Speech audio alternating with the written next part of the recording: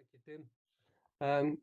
I greet you all in the name of Christ and wish upon you the peace and blessings of God. It's a real pleasure and honor to share with you. Thank you for making the time to be here. Looking at the faces on the screen, I would imagine you've got about 3 or 4 other things you should be doing this morning, but you've chosen to be sitting here, and I feel deeply honored by that. Thank you. Um, in this little bit of time we have, I'm going to offer you a personal reflection, as Tim has said, under the general theme of racial justice in British Methodism, and based on an engagement in the Methodist Church in Britain for over 50 years now. Um, and I will particularly focus on the years 1980 to 2020, as Tim says. Um, and of course, my reflections take into account political realities. Talking about 50 years, I mean, Dennis Haywood sitting here, we first met 50 years ago when we were students in Cliff College. Lovely to see you, Dennis. Um, Now, after World War II, during which countless numbers of loyal subjects from the British colonies died in the cause of the Allies, many people termed coloured started to arrive in Britain. Many of those who came here from the Caribbean and India, and also in some parts of Africa, like me, came at the invitation of British agencies to help build motherland. There was, for example, Sybil Phoenix, who later told the story of how she listened to Enoch Powell when he was speaking in British Guyana, appealingly inviting people to come and help to build motherland and work in Britain. And I arrived in Britain in September 1964 at the age of 11 with my Indian parents from the newly independent Kenya, with the status of British subject. Um, well, I started going to a local Methodist church in Dudley in the West Midlands, where my family came to live. And my real claim to fame is I went to school with Lenny Henry, who was a contemporary of mine in Blue Coat School in Dudley. Well, Black Methodists, when I say the term black, I'm using it in a general term to refer to all those who are from Asia, Africa, and Caribbean. But Black Methodists, particularly from the Caribbean island, were beginning to worship in congregations um, in Notting Hill, Brixton, Birmingham, and Leeds. Though they were not always readily welcomed, many inner city congregations would have been depleted and even closed now without their membership, gifts, and contributions. These were the days, going back to the early 60s, when many mainline congregations told Black Christians, your church is down the road, pointing, for example, to the New Testament Church of God. Nonetheless, in 1985, around 16,000 Black people were worshipping in the Methodist churches and were contributing to Sunday school as teachers and as church council members, local preachers, church stewards. Though many were reluctant to take up roles for various reasons, not least suffering from racism of white people. In 1977, a youth club run by Sybil Phoenix was burnt down by the National Front. Sybil stood on the ground later and declared, my name is Phoenix, and with the help of God, I will build a new center from the ashes. In 1978, the British Methodist Conference held in Bradford adopted a report which was influenced by Sybil Phoenix, which declared racism a sin and a direct contradiction of the gospel of Jesus. The 1978 statement on racism was followed by the pioneering development from 1981 of racism awareness training, founded and led by Sybil Phoenix and the Reverend Vic Watson. and delivered through the Methodist and Ecumenical Leadership Racism Awareness Workshops. You might remember Melraw, as they were referred to. The 1978 statement had appealed to Methodists to participate in constructive programs for racial justice and the building of compassion and goodwill, but it didn't say what it meant by racism or racial justice or outline any comprehensive plans for action. So the focus of Melraw was specifically to address and challenge the prevalence of racism in churches, and the training was delivered ecumenically. Sybil Phoenix was the mother of that training. The 1980s saw the establishment of what was called the Methodist Community and Race Relations Committee, which came under the governance of what was then called the Division of Social Responsibility. The early 80s, you will recall, saw rising anger in Black people, particularly at racism in policing, housing, criminal justice, education, and immigration. The anger at this injustice, like a voice crying in the wilderness, was expressed in street uprising that came to be termed riots, for example, in Brixton and Handsworth, Wolverhampton, Tottenham, and Toxteth. I remember in the summer of 1981, standing with Black and white young people who were literally fighting with police in Handsworth with bricks and sticks. I spent 3 days and 3 nights with a colleague of mine around Lozells Road in Handsworth, just being there, seeing what was happening. And sometimes I actually ran with the young people when they ran at the police, and of course then had to run away when the police charged. But I sensed in that gathering a deep and seething anger in the young people at police racism and violence. I could say a lot about that, but that's not what the lecture is about. But I attended the Methodist Conference as a delegate for the first time exactly 40 years ago, 1983, and made a number of speeches on matters related to civil disobedience, which led to a major report on challenging injustice. And also, I spoke on interfaith relations, and that became the beginning of what was then called the Methodist Committee for Interfaith Relations. And I became the first joint secretary of that.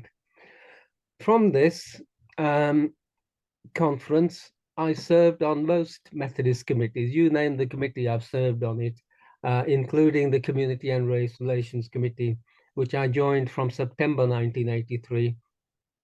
The committee, very quickly, we realized we needed an officer for racial justice. And in 1984, Mr. Ivan Weeks was appointed to take up this role, and he worked with and serviced the Community and Race Relations Committee for the following 10 years. Ivan worked and developed and with and promoted racial justice work with unrelenting passion and professionalism, and he worked closely with Black Methodist leaders to develop constructive ways forward. He became an inspiration, a mentor, and a role model for many, and promoted Black leadership. Ivan then was succeeded by Naboth Muchopa, and he was succeeded by Jennifer Crook, and she was succeeded in 2018 by our current leader for racial justice, Bevan Powell, who is now called the Director for Inclusion. But each one of them brought their own passion, professionalism, experience, and wisdom to the task. On the 29th of May in 1985, took place the very first meeting of what came to be called the Black Methodist Ministers Group. And the meeting was supported by Ivan from his desk. It was held in his office in Westminster Central Hall, and there were 5 Black Methodist presbyters at that time, and all of us were there at that meeting. Myself, Huey Andrews, Kingsley Holden, Herbert McGee, Charles Watson, and Robinson Millwood. And of course, in attendance there was Ivan Weeks himself, and there was also a student who went on to become a Methodist minister later, Wesley Daniel. The agenda of the meeting read Black leadership experience, stationing of Black ministers, Black nation contribution to British Methodism, education of superintendents and district chairs, and recommendations to the authorities. And just on Wednesday this week, I attended the latest meeting of that group. We were just a handful then, but we met as people engaged in ministry under enormous pressures and in dangers of exhaustion and burnout. Well, we committed ourselves to meet regularly for mutual encouragement and education in order to play an effective role in the life of the Methodist Church. And with this, the Black Methodist Ministers Group was founded. It became later Black Methodists Group, so that we included lay and ordained Black leaders. And the group has continued to evolve, and it's currently called the Belonging Together Ministers Group, aimed at helping the Methodist Church to fulfill mission and ministry through its diverse membership. The Community and Race Relations Committee, with its Ethnic Minorities in Britain working group within the old Division of Social Responsibility, was a think tank which initiated much racial justice work in the 80s, and it commissioned the research on the experience of Black Methodists that resulted in a publication. You may have seen it. It's called A Tree God Planted. It was written by Heather Walton with a set of recommendations. And that report really informed our thinking and work, evidence-based and based on meticulous research. 2 years on from that report, the Methodist Conference of 1987 adopted a seminal report called Faithful and Equal, to which I contributed along with others. And conference adopted this report with a program for tackling racism and action for racial justice. And it included recommendations like all ordinands are to undertake racism awareness training, and it encouraged all Black Methodists to offer themselves for ministry in the church. And every church council was to consider what action it has taken or will take to combat racism. It's now called the Justice, Solidarity, and Inclusion Dignity Strategy. The 1990s saw the development of access courses, encouraging more Black Methodists to offer and train for leadership, lay and ordained. Wesley Daniel, who was that young student early on, when he was ordained, he and I managed to get Methodist Conference to ensure that Black theology was on the curricula of all colleges, because we wanted to ensure that students went beyond racism awareness training in preparation for ordination and ministry. We wanted to encourage also and to promote Black leadership. And we wanted to highlight the need to address issues around whiteness and power. Sybil Phoenix used to say, racism is prejudice plus power. And these words are incorporated in that 1987 report.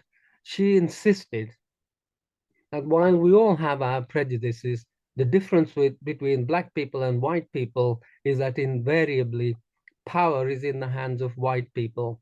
And this is how the world is structured, she said. White people had to address this color inequality as integral to addressing racism. So my next photo, please. A, a pivotal event that took place and shaped our being and work was the brutal murder by a group of young people of Stephen Lawrence, aged 18, on the 22nd of April in 1993 in a street near his home in London. Stephen's mother, seen here, Doreen, and his father, Neville, committed themselves to a struggle for truth and justice and change centered on Stephen. Their persistence led to the public inquiry into Stephen Lawrence's murder, led by Sir William Macpherson in 1998. And the Macpherson inquiry made 70 recommendations for change, including changes in policing and education and acknowledging institutional racism in policing. The Macpherson report and inquiry did not underline the endemic and deep-set racism that results in murder, but Doreen Lawrence has been relentless in her pursuit of justice and change in tackling racism. Dame Lawrence, as she is now, she addressed the Methodist Conference in the year 2000 when I was president at my invitation, and I can never forget her saying, "The time for justice and change has come." In my mind, a key task was the development of leadership and Black theology. And in 1993, with the support from the Black Methodist Ministers Group, I organized the very first international Black theology conference ever to be held in the UK, and hosted it in one of the churches where I was a minister then, Carver Street Wesley Methodist Church. And the need to work internationally was important, and participants at that conference included Anthony Reddy, Robert Beckford, Jacqueline Grant, Randall Bailey, and Itumalang Masala. They came from the UK, USA, and South Africa. We laid the foundations for the development of British Black theology, which has been subsequently led with distinction by Methodist layman and local preacher, Professor Anthony Reddy, now an established academic and writer based in Oxford.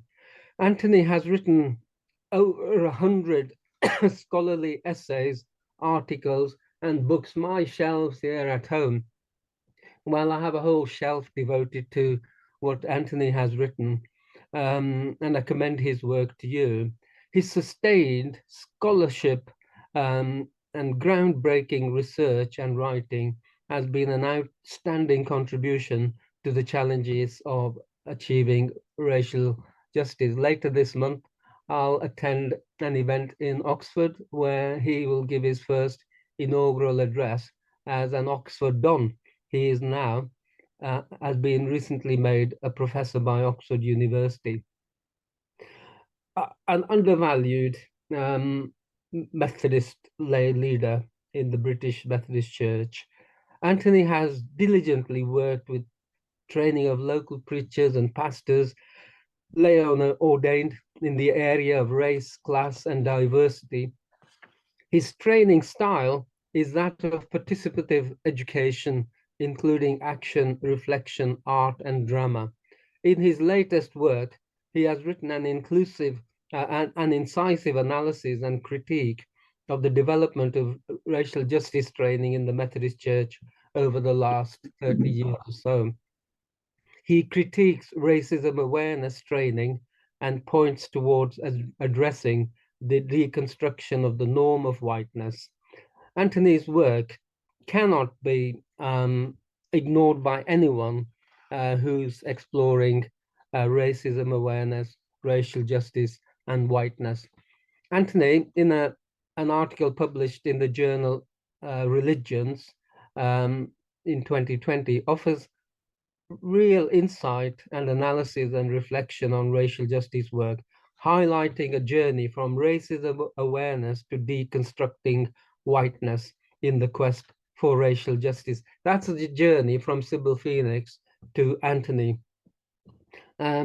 Previously, he wrote the need to move beyond apologetic rhetoric by which churches can resist progress towards the achievement of justice.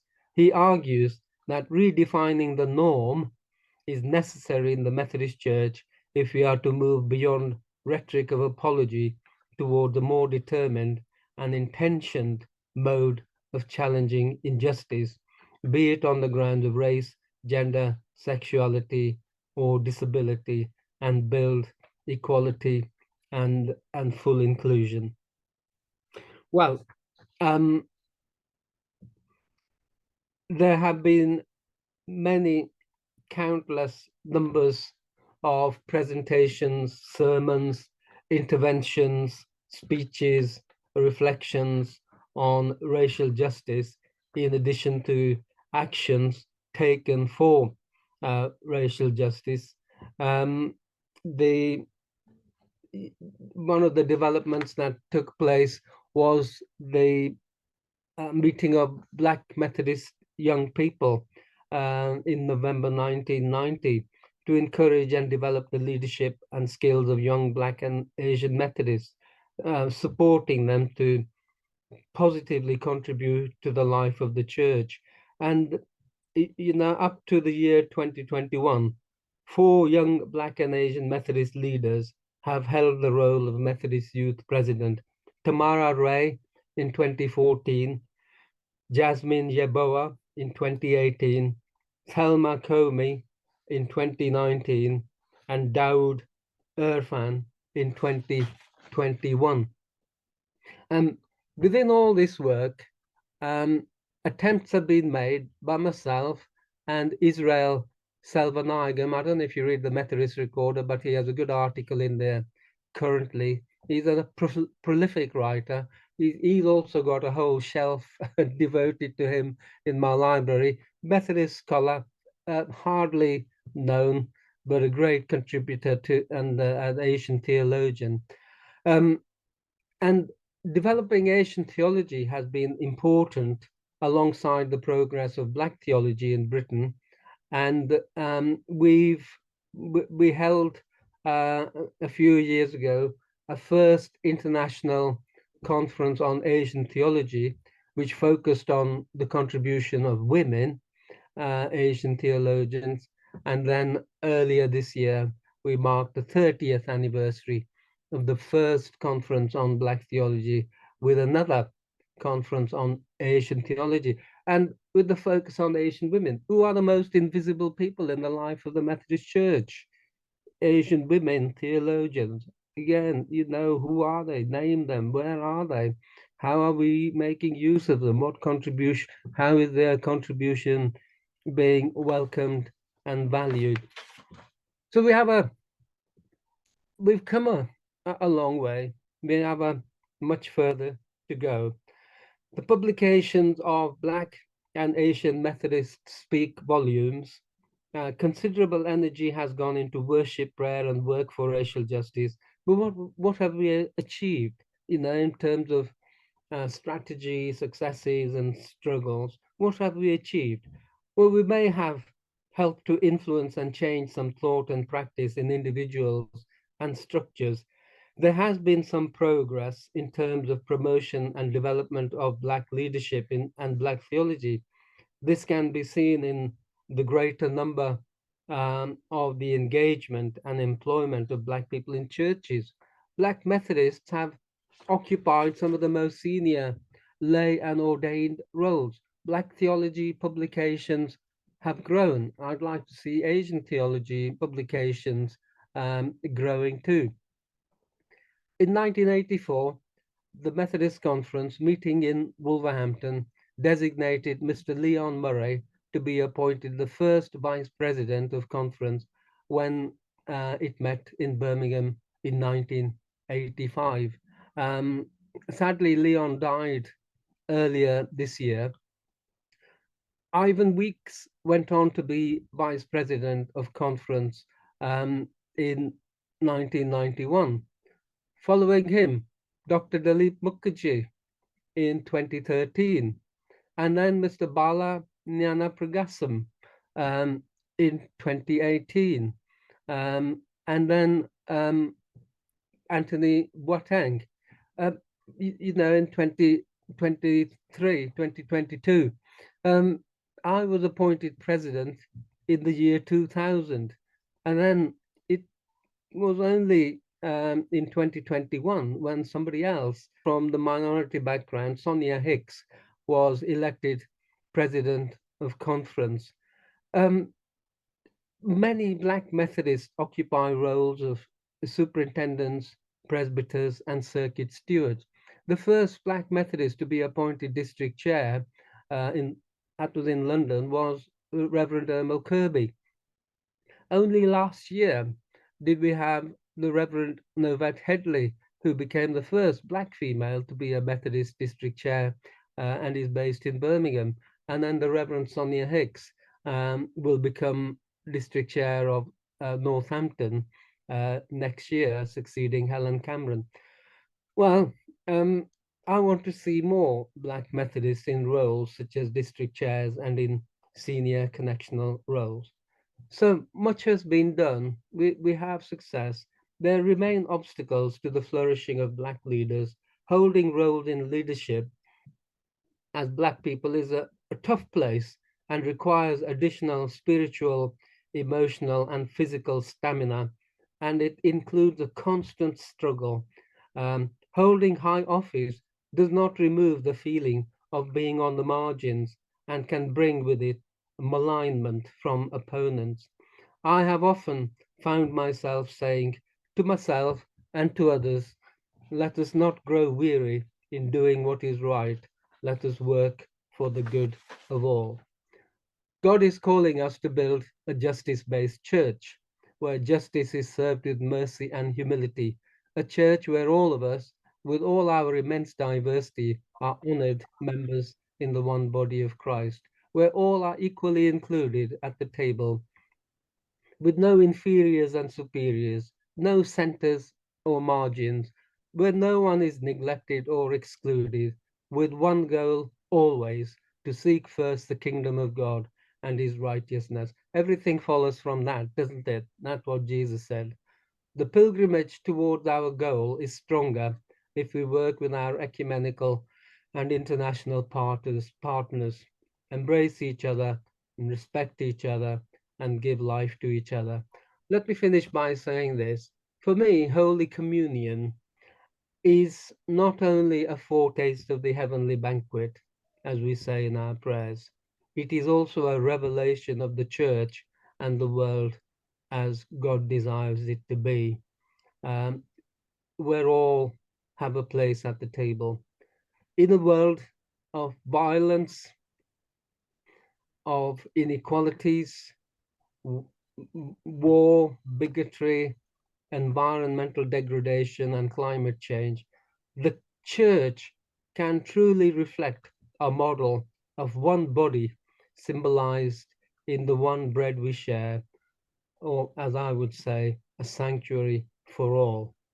We can stand in solidarity with each other in our suffering humanity, not in charity, but with justice, mercy, and humility, seeking the safety and the welfare of all. That's my vision. That's my hope. That's what I'm committed to. And I celebrate and give thanks for all those who are part of the journey. I've just listed some of them, and I count you among them too. Thank you, Tim. I'll stop there, and it gives us a bit of time for conversation.